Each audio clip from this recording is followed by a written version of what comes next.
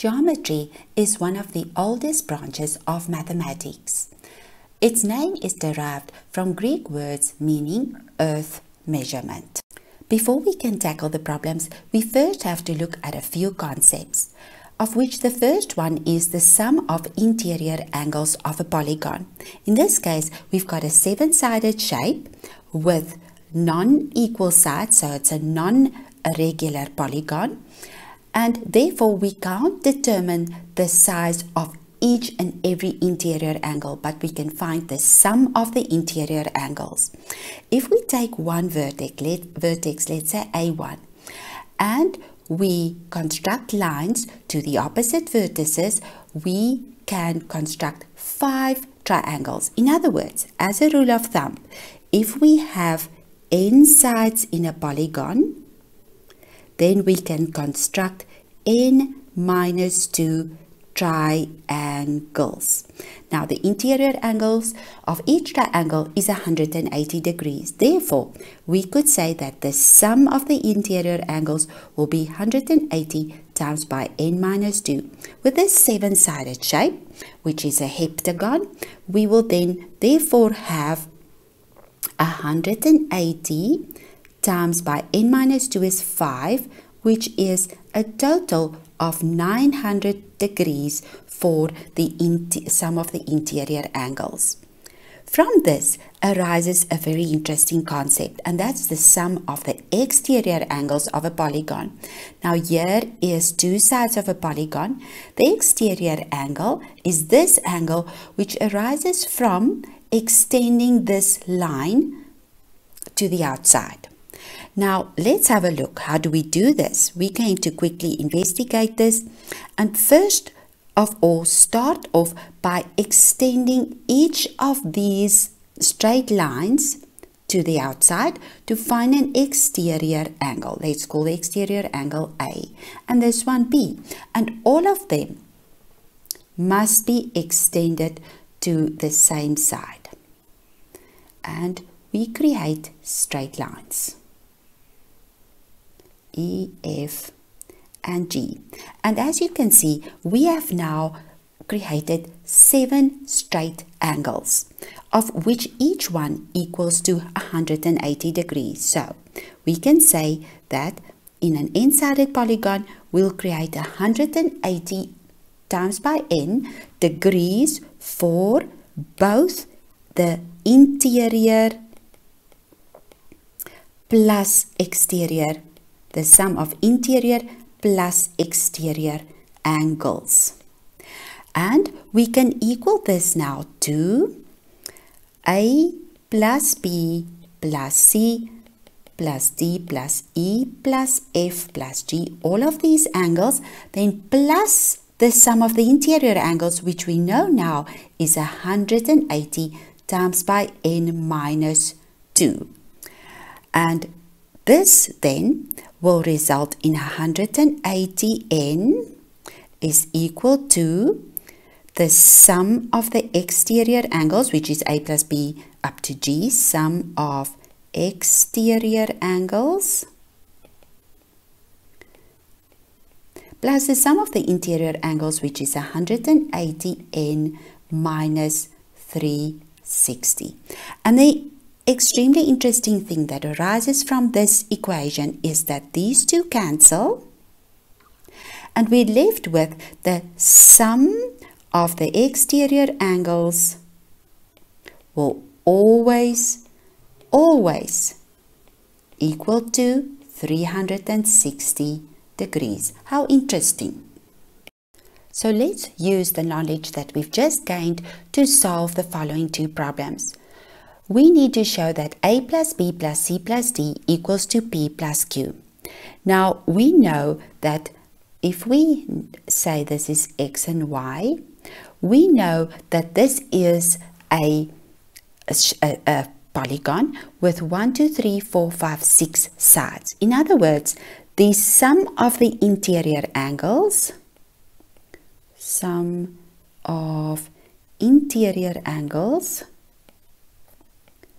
will equal to n minus 2, which in this case is 4, times by 180. Now, if I look at these two, I know that that's a complete revolution, and this as well. So I know that p plus x plus y plus q equals to 2 times 360, which is the same as 4 times 180. Now, let's have a look at the sum of the interior angles. That is equal to a plus b plus x plus y plus c plus d. And these two are equal to the exact same thing, 4 times 180 degrees. Therefore, we can now conclude that a plus b plus c plus d must be the same as p plus q. The reason for that is that x plus y appears in both these two equations. Therefore, our conclusion, a plus b plus c plus d must equal to p plus q. Let's read this carefully. In a convex n-gon, that's a polygon with n sides, n greater or equal to 3, what is the maximum number of exterior angles that can be obtuse? And we know that an obtuse angle is less than 180 but greater than 90. So let's say that there are k exterior angles. Okay, exterior angles, and that they are obtuse. Now, we know that each one of them is greater than 90.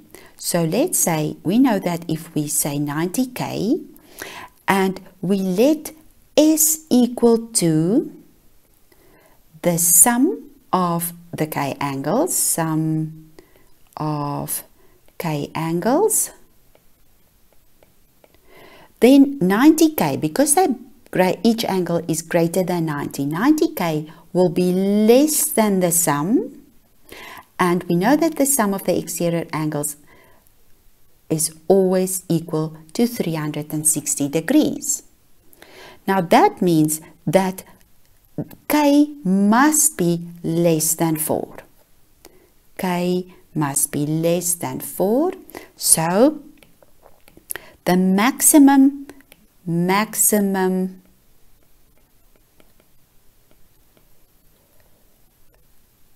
is a maximum number of exterior angles that can be obtuse exterior angles,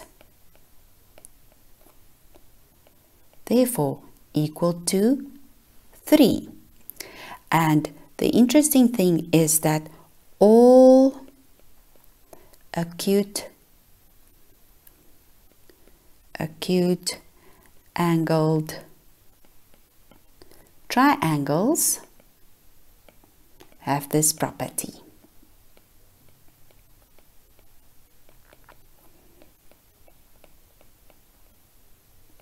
That then problems involving the sum of the interior and exterior angles of a polygon.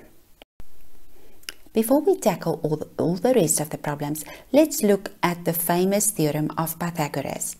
Now, the Pythagorean theorem simply states that in a right-angled triangle, in other words, one of the angles equal to 90 degrees, that the sides of the angles that's next to the right-angled triangle, if I take the square of those, b squared plus a squared must equal to the square of the hypotenuse, and that is simply the famous theorem of Pythagoras.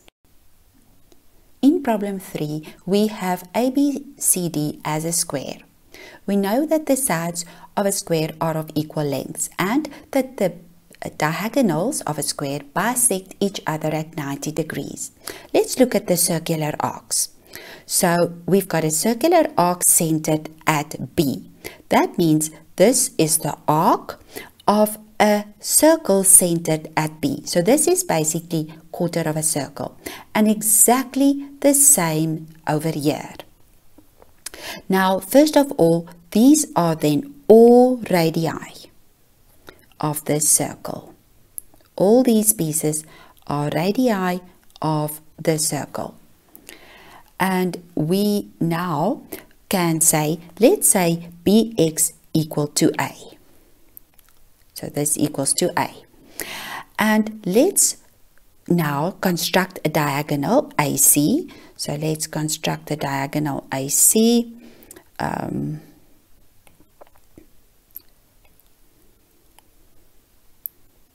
just draw it like that. And now that diagonal we know bisects the other diagonal at 90 degrees, which is always a very important property if we want to apply Pythagoras. Now, let's say that this piece over here is B. Then this piece is the same length, is also B, and that piece over here is equal to A. Now, if I look at that, that means that the radius of the circle is A plus 2B. Why? This is also a radius of the circle. So we can say that these side lengths are all of length A plus 2B. So all the side lengths of this square equal to A plus 2B. Because of this, we can use Pythagoras. So let's have a look at, first of all, have a look at the, if we have a look at this triangle over here with also a 90-degree angle there because it's a square. So if we use Pythagoras there, we can say that we've got 2A plus 2B. So we've got A plus 2B squared plus another A plus 2B squared, the 2 radii, and that's equal to AB squared plus AD squared, the 2 radii, and that must equal from Pythagoras to BD squared, the diagonal, and BD squared is equal to, I've got 2 of A and 2 of B.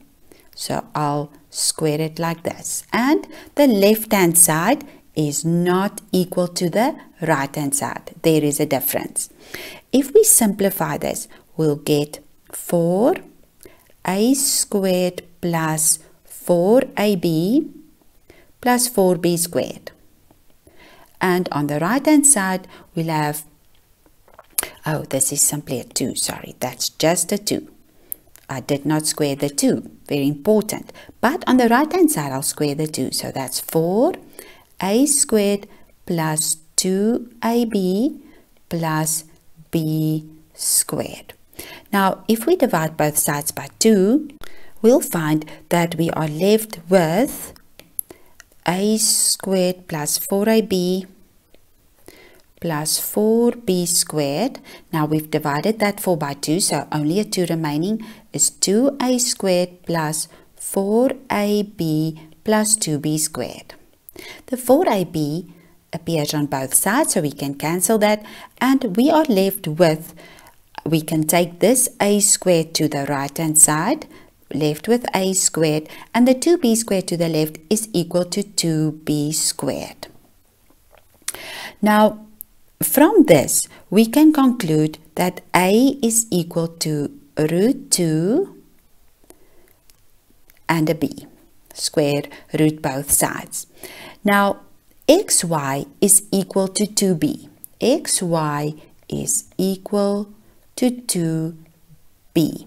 Therefore, b is equal to half of this, which is 8 minus 4 root 2. And we can simply sub that in. So we have a is equal to root 2 times by 8 minus 4 root 2. And that simplifies to 8 root 2 minus 8. So that's A. Now, we are interested in the area of the square, which we know is a plus 2b. So, if I have a look at that, so I want to know what is a plus 2b. A plus 2b. A is equal to 8 root 2 minus 8. 2b is equal to xy. So that's plus 16 minus 8 root 2. And that simplifies to 8. Therefore, the area or each side of the square equals to 8. And we can conclude that the area of square A, B, C, D is equal to 8 squared, 64 square units.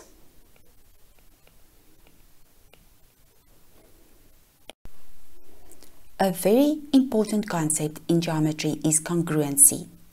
Now, a triangle has 6 numbers associated with it, the 3 sides and the 3 angles.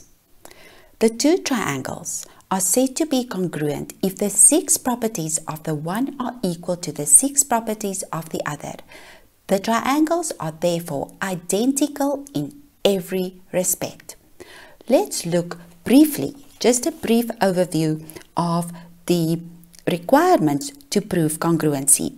First of all, if we can prove that the 3 sides of a triangle are equal to the 3 sides of another triangle, the triangles will be congruent. And we can conclude by saying that triangle ABC is congruent to triangle XYZ.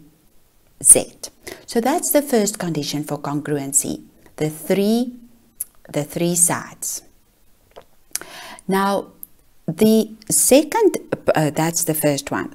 The second one is, note, we're looking at 2 sides of a triangle and an included angle.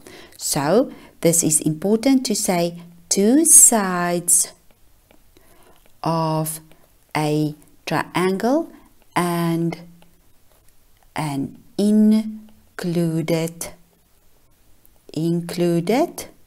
angle. So let's have a look at that. So that means that if I prove that this side equals that side and that side equals that side, then the included angle is the one that is included between the 2 sides. And that is of the utmost importance that this angle is actually included between the 2 sides.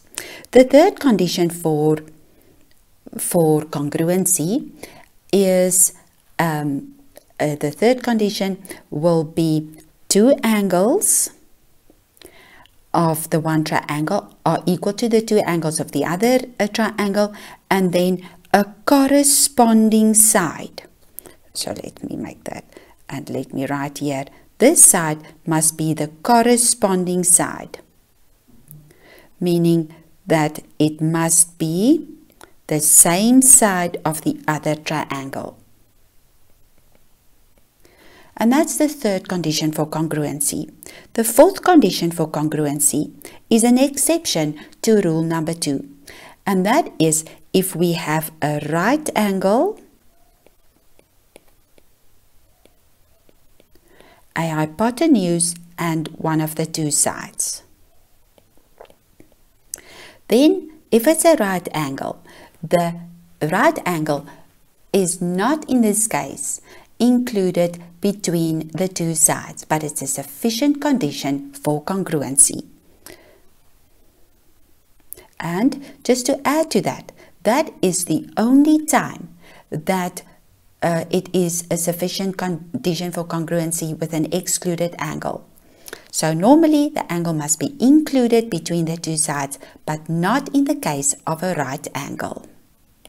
Here is a beautiful problem using both congruency and the theorem of Pythagoras. We have 5 squares labeled A, B, C, D, E. They're all drawn along a straight line. That tells us that these angles at the bottom are all 90 degrees. Each square touches the next square at a vertex, as shown in the diagram. Square B has an area of 20. Square C has a side length of 4. So let's indicate that side length of 4. And square D has double the area of square B. So this area will therefore be 40, and this area is 20. We have to find the area of square E. Now, the most difficult thing to establish here is that these two triangles are actually congruent. So let's see why. We know that this is 90 degrees. And let's say we say that this is angle X and angle Y. So this is a square, so this is also 90. So we can now say that X plus Y plus the 90 degrees in the middle, that must equal to 180 degrees. But this X is part of this triangle, and these two angles must also add up to 90 degrees. Therefore, we know that X plus Y equals to 90.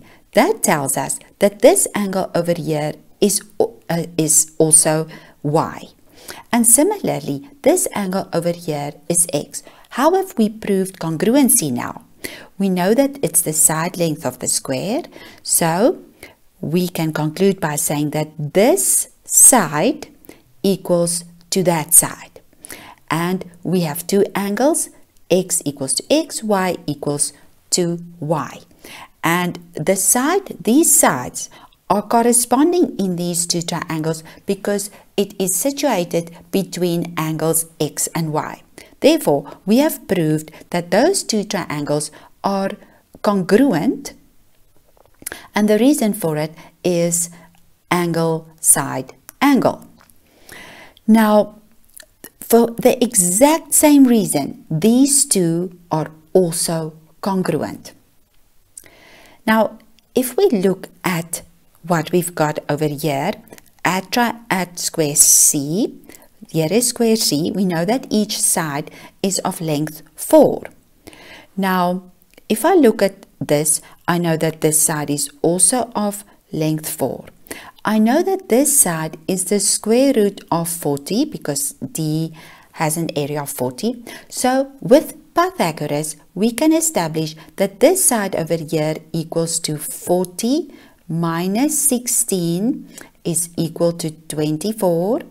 And that is then, so this side over here is root 24. Now, because of the fact that these two triangles are congruent, we can say we know now that this angle is the same size as that angle, and this angle the same size as that angle, with both of these sides root 40. So now that means that, very important, that this triangle must be flipped in order, so it is flipped vertically in order to be identical to this triangle. That means that this side over here equals to 4. And now for the exact same reason, we will find that this side then equals to root 24 because of the fact that these two triangles, these two are congruent. So the area of square E is simply equal to area of square E equals to root 24 squared. In other words, 24 square units. This problem deals with two properties of a triangle. The first one is that if two sides are equal, then the opposite angles will also be equal. The second property is that the exterior angle of a triangle, in other words, we know now what an exterior angle looks like. Exterior angle of a triangle, that angle equals to the sum of the opposite interior angles. So if we look at the sides, we know that CA equals to BC and CE equals to DC. So if we mark those, we know that these are the, we can mark it with like this. Let's just mark this entire side equals this entire side. Therefore, the opposite angles equal each other. But in the exact same way, because CE equals to DC, we know that these two are also the same size. Now, if we say that this is, angle X, then this is also angle X, and let's call this angle Y. We can now say that, or let me rephrase that. Let me take this out as, let's say that this angle we'll just say is ECD. So we can now say that because of the interior angles of a triangle that equals to 180, we can say that X plus X, let me write here, in triangle ABC, we can say that X plus X plus 40 plus angle ECD equals to 180 degrees. Similarly, we can say in triangle CDE, we have, let's call these two Y and Y, they're the same size. Y plus angle ECD equals to 180 degrees. So now we can conclude by saying that 2x plus 40 plus ECD is equal to 2y plus angle ECD. And all of this equals to 180 degrees. Now, therefore, we can say that 2x, let's just see here, we can actually cancel these two because they appear in both areas. So now we can say that 40 degrees equals to 2y minus 2x. Therefore, y minus x is equal to 20 degrees. Now let's look at the property of the exterior angle of a triangle. We're interested in this, the size of ADE. Now there we can say that y equals to D with a dot, so let's call that angle ADE, plus x. The sum of the interior angles equals to the exterior angle of a triangle. So that means that y minus x equals to angle ADE. And beautifully, we know that y minus x equals to 20. Therefore, angle ADE equals to 20 degrees. In order to deal with the next problem, we have to look at the properties of a kite. Now, a kite is a quadrilateral, that's a figure bounded by 4 straight lines, with 2 pairs of adjacent sides equal. So in this case, this side equals that side equals this side. From this, a number of interesting things happen. The third is that one of the diagonals of the kite is a perpendicular bisector of the other. So here this diagonal bisects this diagonal at 90 degrees. That means that this side over here equals to that side. The second thing is, because of the equal sides, this angle equals this one and this angle equals that one. And that then means that angle M equals to angle K. So one pair of opposite angles are equal. And this diagonal that is a perpendicular bisector of this one bisects these two angles. So we can say that that equals to that and that equals to that. So these properties are of the utmost importance. Now, a rhombus is actually, it's interesting because a rhombus is a parallelogram and it's also a kite.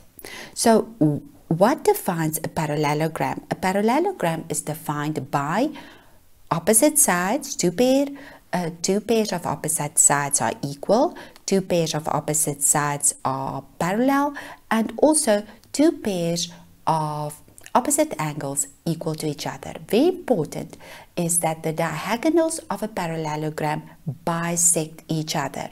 Now, all these are true of a rhombus, but on top of that, the sides of a rhombus are all equal. So these four sides are all equal. The diagonals, now also because of the fact that they're all equal, that means this side equals that side, equals that side, equals that side. But that is still a kite. That's actually a kite no matter which way one looks at it. So because of that, the diagonals bisect each other at 90 degrees. Another interesting thing of a rhombus is that the diagonals bisect the opposite angles. Therefore, this equals to that, equals to that, equals to that. And with that one angle, we can actually find all the angles. And this equals to that and equals to that. Very interesting properties of a kite and a rhombus. Now let's see how will we apply all of these. ABCD is a rhombus, and immediately we know that these four sides are of equal length. On top of that, FECG is a kite and EF is equal to GF. So if that's a kite and this equals to that, that means that this side these two sides are equal. So this side equals to that side. Right, let's tackle this problem. We have to prove that ABC is equilateral. So because of the fact that the diagonals of a rhombus bisect each other at 90 degrees, we know that this angle over here is 90 degrees. Now, that tells us then that this angle is also equal to 90 degrees because of the fact that the opposite angles of a kite, one pair of opposite angles equal each other. Then, if we know that those are all 90 degrees, we now know that we can now see that this side is also 90 degrees and this is also 90 degrees. Let's look at triangle AFG, and triangle that will be BFE.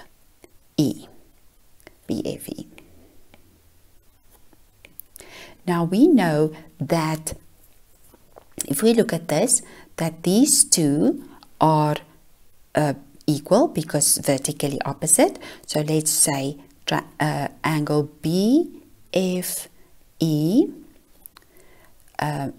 equals to angle AFG. And the reason for that is vertically opposite. We also know that FE equals to FG. That is given, and it's also a kite. Furthermore, we know that angle BEF equals to angle AGF. They're all 90 degrees. We've already stated why. That then means that a triangle AFG is congruent to triangle BFE. And the reason for that is that we've got angle side angle, which is a sufficient condition for congruency. Now, if we take this further, we know then that this side BE, therefore equals to AG. BE equals to AG. So we can just do it like this to be clear. BF equals to AG. But the diagonals of a rhombus bisect each other. That then results in, let's use a different color, this side equal to that side equal to that side. What's the reason for that? The diagonals bisect each other, but because this is a kite, this side CG equals to CE. So let's write that down. We can say that AG equals to CG equals to CE. We've already listed those reasons, or given those reasons verbally. Now that we know that, we can see that in actual fact that if we look at this, we know from everything that we know that AB equals to BC, because that's the sides of the rhombus. But we have just proven that AB equals to BC, and BC, we've just proven that AG plus GC equals to BE plus EC. So let's just write that down. We know that AG plus GC equals to BE plus EC. So we can now say that and this makes AG plus GC is AC, and BE plus EC is BC. So AB equals to AC equals to BC. Therefore, triangle ABC is equilateral.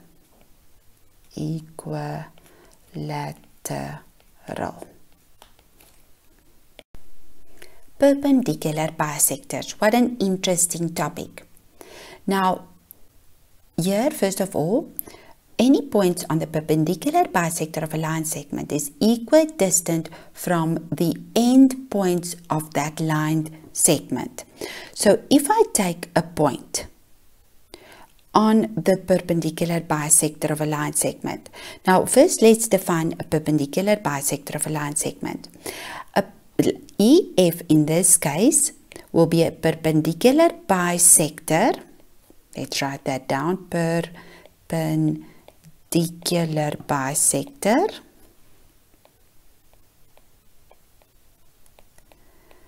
That's a perpendicular bisector if AC equals to CD, and this is a 90-degree angle. Now, this perpendicular, what this statement means is that if I now take any point on this line, is equidistant from the endpoints of that line segment. So let's say I take point E over here. How can I prove that it's equally far from A and D? And likewise, any other point on this perpendicular bisector. But let's start with E. So first of all, we can now prove congruency in triangle ACE and triangle DCE. We have given that AC equals to CD. We know that angle ACE equals to angle DCE, 90 degrees, and we also have a common side. So we have C, or let's say EC, doesn't really matter, equals to EC. And this is just a common side.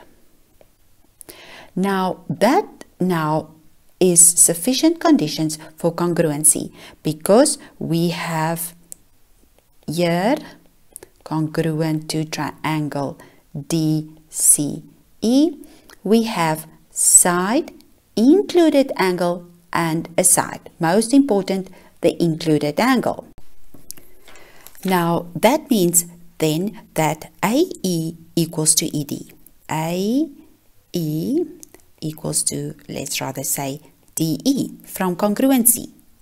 And that proves our point that any point on this perpendicular bisector will be equidistant from the endpoints of that line segment. In other words, once again, any point on this line will be equally far apart from A and D. Now let's look at the converse. A point that is equidistant from two other points lies on the perpendicular bisector of the line segment joining the 2 points. So, if we look at this, A is equidistant from C and B. Let's drop a perpendicular to BC. So we drop a perpendicular to BC. And this is now 90 degrees. Let's say that is point D. And we can prove that that triangle, in triangle, we'll just do it briefly, triangle ACD and triangle ABC, we can prove that we have AC equals to AB. That is given. We also have a common side. So we have AD equals to AD. That's common. And in this case, we have a right angle triangle. So angle ADC equals to angle ADB. Why is that congruent? Why is that sufficient for congruency? The reason for that is that we have, in this case, a right-angled triangle. So, although this angle is not included between the sides, it is a sufficient condition because we have a hypotenuse, or let's first write down a right angle. We've got a right angle, a hypotenuse,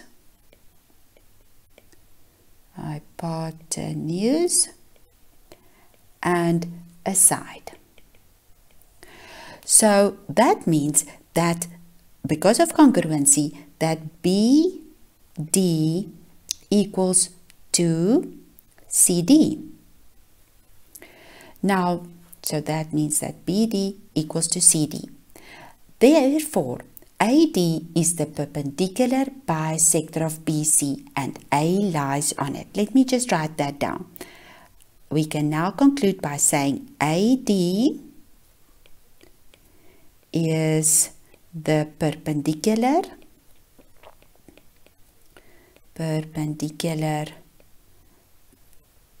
bisector of BC. A lies on it. And we've proven this theorem. Just for interest's sake, if we take the three perpendicular bisectors of a triangle, so let's look at that. Perpendicular bisector, another perpendicular bisector, and another perpendicular bisector. That will meet in a point that's concurrent, in other words, the same point. We call that the circumcenter of a triangle. And interesting, that is the unique center of a circle that will actually circumscribe this triangle. In other words, will be on the outside of this triangle and will actually go through all three vertices. More about that in later problems in other videos. Question 7. A and B are 2 points on a plane. S1 is the set of points on the plane that are equidistant from A, and S2 is the set of points on the plane equidistant from A and B. What is the maximum number of points in both S1 and S2? These three circles belong to the solution and not the problem itself. Why? If S1 is the set of points on the plane that are equidistant from A, the points in S1 all lie on a circle equidistant from A. So, circle center A. So, S1 could be the smaller circle, the medium circle, or the larger circle. Now, because S2 is the set of points on the plane equidistant from A and B, we know that S2 lie on the perpendicular bisector of the line segment AB. So, let's sketch the line segment AB. And this is then B. And because S2 lie on the perpendicular bisector, we can, let's say the perpendicular bisector runs through that point over there. We can sketch the perpendicular bisector as a line, as this line that runs through that point. Now, if I look at that, we can see that this S2, so let's just mark S2, the perpendicular bisector of this line AB, we can see that S2 either intersects with S1 twice when it's the larger circle, or it's a tangent and intersects once, so there's only one point lying on both S1 and S2, or if S1 is the smaller circle, there are no points of intersection. That means there could be either 2, 1, or 0 points. 2, 1, or 0 points, with the maximum number of points in both S1 and S2 will then equal to 2. Question 8. An isosceles triangle has sides of length A, another side with length A and 2B. Determine the radius of the circle that passes through its vertices in terms of A and B. Now, we know that these two sides will both be length A. And we see that we've got a circumscribed circle of triangle ABC. So this sketch is also part of the solution. Now, let's define circle center O. And we've got a radius R. So let's sketch that radius. Radius R. And let's call that R. And we can actually construct another radius over here. Let's just do that, just to indicate this.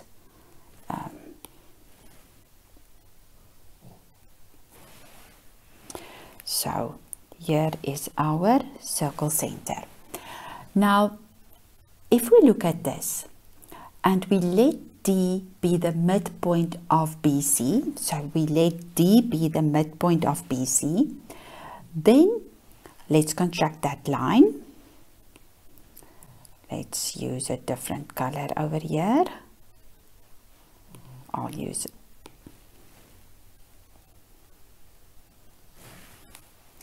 So that now is, if we constructed OD, so that D is the midpoint of BC. Now from our circle theorems, we know that if we drop a line from the circle center that bisects a chord, and BC is the chord, then that line will be perpendicular on OD. So we can see that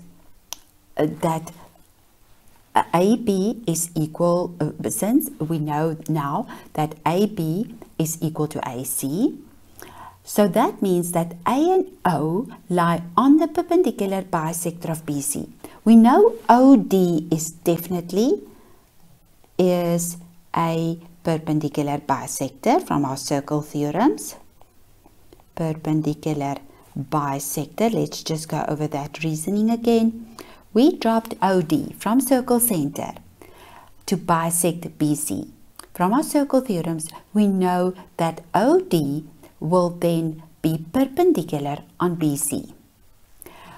But since AB is equal to AC, that's been given, AB is equal to AC, so it's equidistant from B and C. So A is equidistant from B and C. A and O lie on the perpendicular bisector of BC.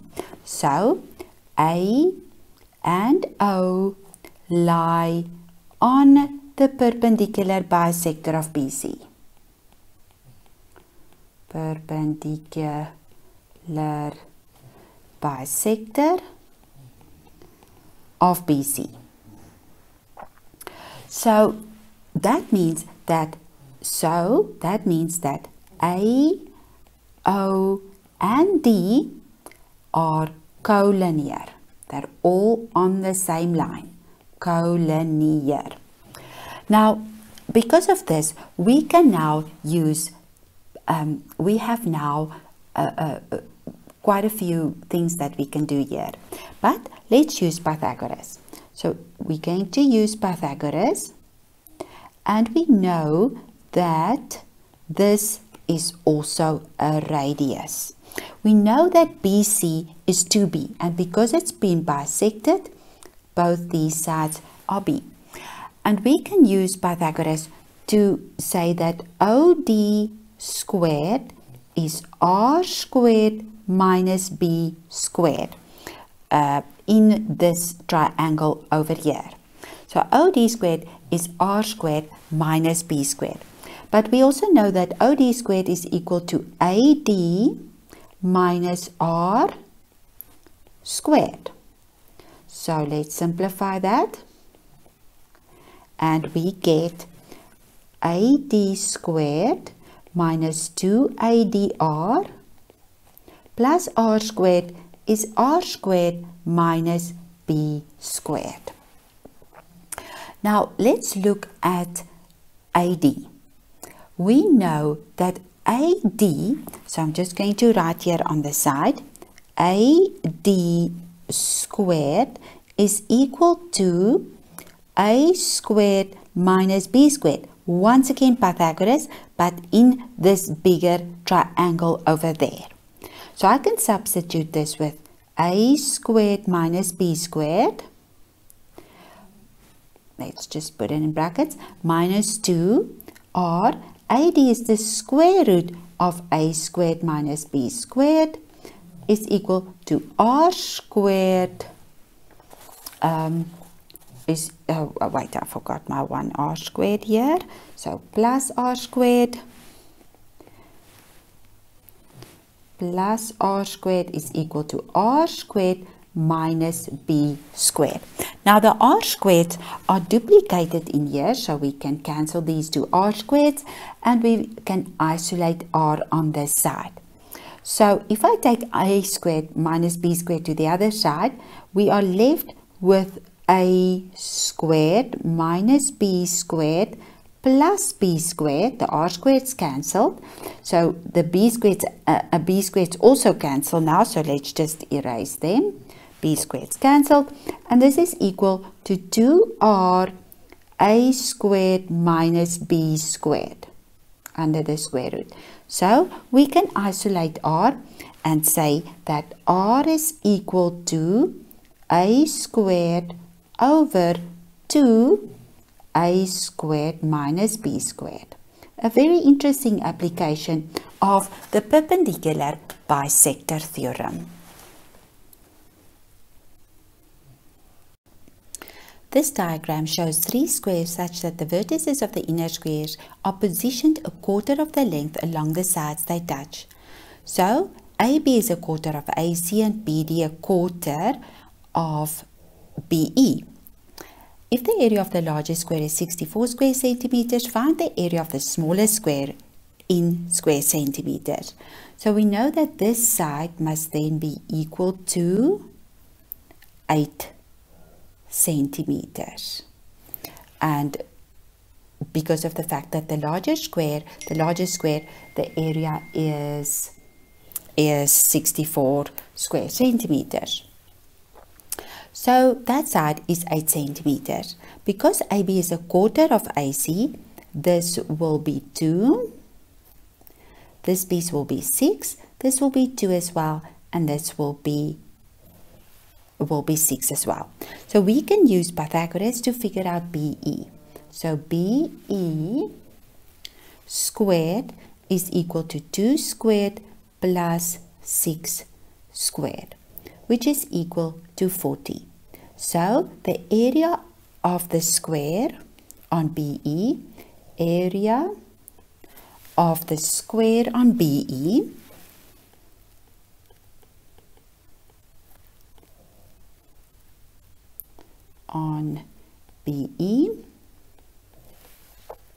is equal to 40. That means that the length of BE is equal to the square root of 40. Now we can once again use Pythagoras and determine this side and this side. So let's call this F. So we can say that df squared is equal to 3/4 of 40 plus 1/4 of 40. And both of these must be squared. And if we simplify that, we get, that will give us, we can actually now say that we can cancel the 4's. So that will be,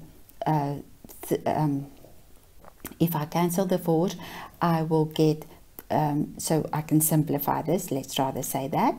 To say that this is 3/4, 2√10 squared plus 2√10/4 squared. And this then simplifies to 9/4 times by 10 plus 1/4 times by 10. And that equals to 100/4. 100/4, which is equal to 25 square centimeters. But there's a very sophisticated way that we could use by making use of ratios. We know that the area of the square, so the smallest square we know now is 25 square centimeters, because that's the square on DF. But there's a very sophisticated way if we used ratios. So we know that the square on BE was 40 square centimeters out of 64. Divide top and bottom by 8 and we get 5/8. So the middle square is 5/8 of the area of the largest square. Because the squares are constructed in the exact same way, we could say that the area of the smallest square,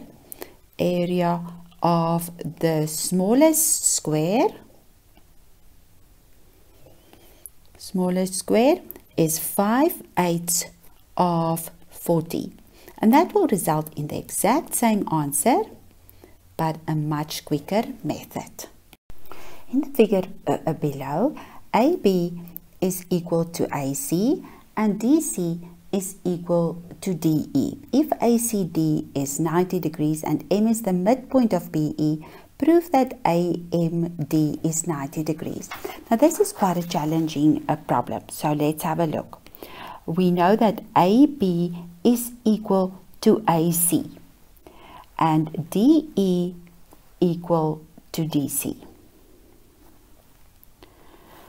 Now ACD is 90 degrees. That gives us a right angle triangle over there. And M is the midpoint of BE. Now we can start by dropping a line, the perpendicular. Let's drop the perpendicular here. We draw AF as a perpendicular. And we also draw DG perpendicular to BE. So let's just do that. So we've dropped two perpendiculars. So that is a perpendicular and a perpendicular. Now we know that AB is equal to AC. So let's call AB and AC both P. And let's make DC Q. Now we know that F and G are midpoints of B, BC and CE respectively. Why? These triangles are congruent. So this triangle is congruent to this triangle. We've got a common side. We have an hypotenuse and a 90-degree angle. And the same over here. So these two are congruent, and that then results in the same midpoint. So let's just write that down. I forgot to write that down. That's F and G. So F is the midpoint of BEC and G is the midpoint of CE. So let's just... Now we can use Pythagoras repeatedly. So we have to be careful. So let's have a look at AM squared. AM squared is the dotted line with M the midpoint, and we can write that as AF squared plus FM squared. So that is, but let's just now find some more letters here so that we can simplify the process. We call this A. This piece is then also A. This piece is B. Let's call this piece C. So it's this piece over here is C. Then this piece over here must be B minus C. So let's try and substitute. So for AF squared, we can say that AF squared, we can apply Pythagoras again, and that is P squared minus A squared in this triangle over here. P squared minus A squared. And then we have, so that is simply AF squared. Let's look at FM squared. FM squared is now equal to A plus C, so let's just add, it's an addition sign, A plus C squared. And this is then equal to P squared plus A, plus with the A squared will disappear, minus A squared plus A squared, plus 2AC plus C squared. Now let's have a look at MD squared. That's the other line that's of concern. So we're looking at MD squared. Now MD squared is equal to DG squared plus MG squared. Now DG squared is equal to Q squared minus the entire b, so that's b squared. And then mg is equal to b minus c squared. Let's simplify that once again. We get q squared, the b squared will disappear. Q squared minus 2bc plus c squared. Now, if we could do something with AD and prove that am squared plus md squared is equal to AD squared, then we will win this challenge. So let's start off here and continue the process by adding am squared to md squared. And we will add these two now on the right hand side, which will result in b squared plus q squared plus, what is that, 2ac, or let's make that 2c squared plus 2ac minus 2bc. And we can rewrite that as p squared plus q squared plus 2c, and we've left with c plus a minus b. Now, we haven't used this property yet. M is the midpoint of BE. So, because of the fact that M is the midpoint, let's write that down. M is the midpoint. We know that 2a plus c must equal to 2b minus c. And let's see if we can use that. So that means that, let's say here 2c is equal to 2b minus 2a. So c is equal to b minus a. And if we use that over here, c is equal to b minus a. We know that this is then simply that we've got actually c and then c minus b plus a. So this is equal to negative c. So we lost the c. So now we can conclude by saying that am squared plus md squared is equal to b squared plus q squared. But the beauty of this is that ad squared is also equal to b squared plus q squared because of this right angle triangle over here. Now we've proven that am squared plus md squared is also equal to ad squared. Therefore, angle AMD is a 90-degree angle.